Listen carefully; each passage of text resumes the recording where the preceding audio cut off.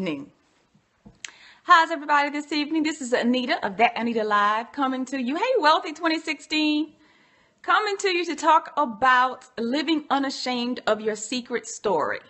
Living unashamed of your secret story. Last night I went into a little bit about what it means and some of the benefits and challenges. And tonight I want to go into a little bit about the impact and a technique to begin to fight the impacts of living unashamed of your secret story. The meaning of living unashamed of your secret story is simply living unashamed of your past, your associations, your afflictions, your failures, your mistakes, and stepping out and stepping forward and going after exactly what it is you want out of life. Going after your success, going after your happiness. Living unashamed is not allowing people to block your happiness or your success, or to use your past mistakes and failures against you to keep you bound or to keep you feeling in a state of shame so that you don't move forward. Living unashamed of your secret story. Some of the reasons that we live ashamed, that we hide behind the shame of our secret stories. Hi, Coley, how are you? Some of the reasons that we hide behind shame, we hide behind our fears, we hide behind our past mistakes. You know, one time we make a mistake, then we stop and we don't move forward. Because we think since we made that one mistake, that mistake defines us. Or if we made that one mistake, we're going to make that mistake over and over again. But that mistake is simply practice for you to move forward. And one of the reasons that we hide behind shame is because we have low self-confidence. Having low self-confidence impacts you in so many ways. I see it in my clients all the time. Low self-confidence. It impacts you because you don't go after that job you want. Or when you're in a group of your friends, you go along with the popular opinion versus verbally speaking what you really feel or what you really think. You kind of just go along to get along, even though you disagree with the popular opinion or you have an opinion that is slightly different from the one that everybody else is shaking their head to. Another impact is not believing that you can have financial freedom. So many of us are in debt, whether it's from student loans, whether it's from car loans, mortgages, houses that are still underwater.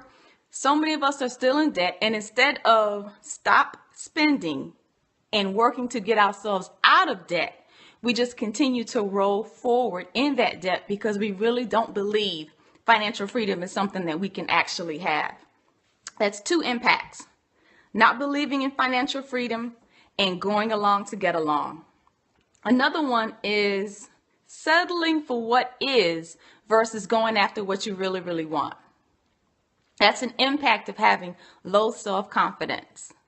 You really want that six-figure job, but you would never go after it. You really want that two-car garage house, but you would never go after it. You really want a vacation in Europe versus going to the Bahamas again, but it's nothing that you would actually step forward, step out and go after.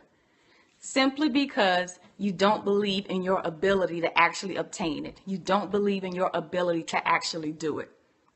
And everything that you need to accomplish all of the dreams and the hopes and the wishes that you have are already inside of you. All you have to do is step forward, plan, and get it done. Another impact, and this is the last one that I'm going to share, is you don't go after your hopes and your dreams. You don't go after what you really, really want. For instance, you don't go after that six-figure job that you want, like I mentioned earlier. And a good example of this is a lady that I know that works in an office where I'm working right now. She has been in the same position for about 10 years, and she can run that department. In that department is payroll, personnel, and benefits, and she can run each one of those areas. She can answer any question you have. She can help you with any form you need to get filled out, Whether you have a question about your pay being messed up, or your health insurance coverage, or something that goes in the hiring process, she can run that office even when she is there by herself. Yet she sits in the same position after 10 years. She makes less than, I'd say, maybe $40,000 a year. And the position, the boss's position, 2 steps above her, she's qualified for it. She has the experience, she has the education, but she won't apply for it. It's been open 3 times since she's been sitting there, and she won't apply for it. Simply because she doesn't think she'll get it. If you don't get it, you still have the job that you're in. So what's wrong with applying for the job that you really want? It would increase her income. It would give her higher visibility. She has kids that are getting ready to go to college.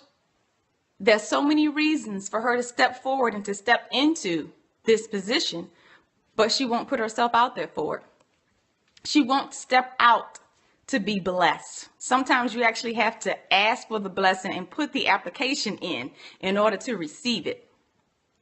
4 impacts that I gave of low self-confidence: not speaking up in friendships and relationships, going along to get along versus voicing your own opinion; not believing in financial freedom, that you could actually live debt-free; settling for what is versus what you actually want or what you truly desire; and not going after that job that you really, really want.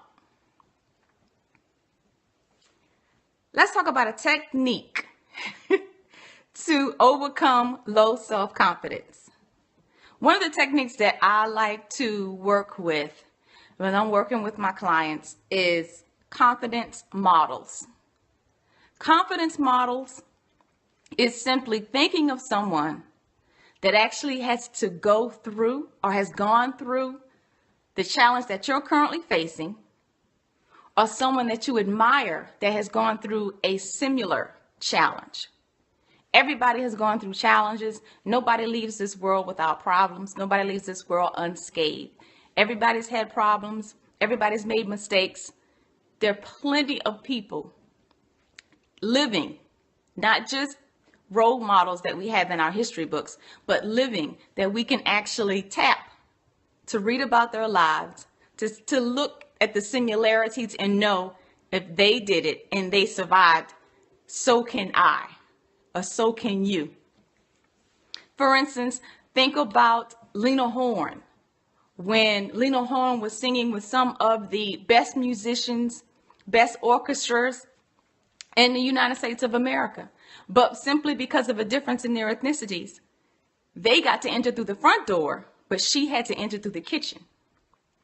Dorothy Dandridge, who, though she could stay in the hotel, when she swam in the pool, they emptied it. A lot of people have faced challenges. Think about Vanessa Williams, who at one time was crowned Miss America. And I think she was Miss America for like 10 or 11 months. And then she was asked to return the crown. All of those are challenges that people have overcome. She's gone on to win multiple awards. She's gone on to be an actress in movies and on Broadway. That one little speed bump in her life did not stop her or slow her down. So the failures and the mistakes, the speed bumps that you've had in your life shouldn't stop you or slow you down. And that is